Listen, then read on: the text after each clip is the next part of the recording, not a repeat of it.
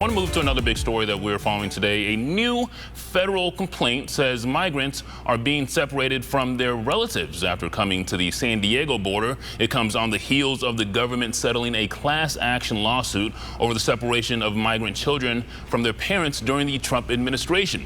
ABC 10 News reporter Austin Grabish is joining us live with the new developments. Hi, Austin.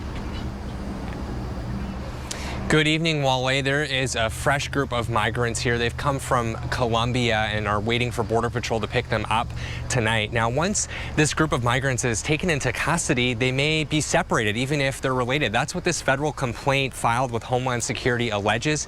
In it, advocates give several examples of relatives who've been separated after coming here to the San Diego border. Everyone from spouses to adult children being separated from their parents. Here's more on that complaint.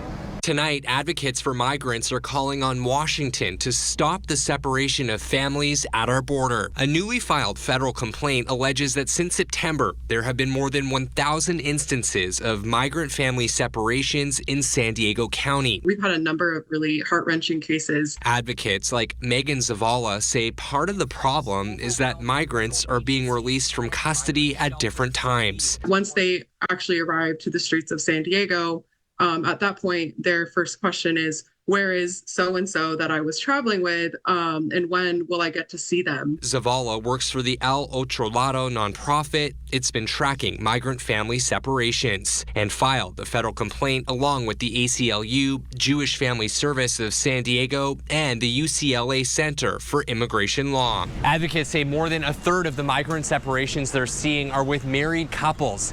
One example is with a couple from Bolivia. The man was released here at the San Isidro Trolley Center and came here every day for weeks looking for his wife, but couldn't find her.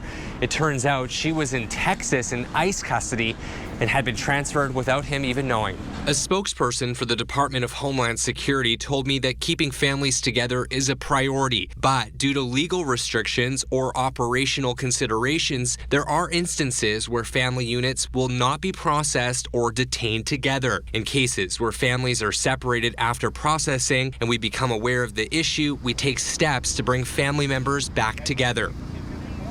And earlier this month, the government settled a class action lawsuit that prevented migrant families from being separated. I should say migrant parents from being separated with their children. Now, that settlement, though, Wale, does not prevent a grandparent from being separated with their grandchild, for example. It only applies to the legal guardian or parent of a migrant child, and it also does not apply to migrant spouses. So couples who are coming here to the border can still be separated, and that is exactly what advocates are calling on Washington to end tonight. Reporting live from the border, Austin Grabish, ABC 10 News.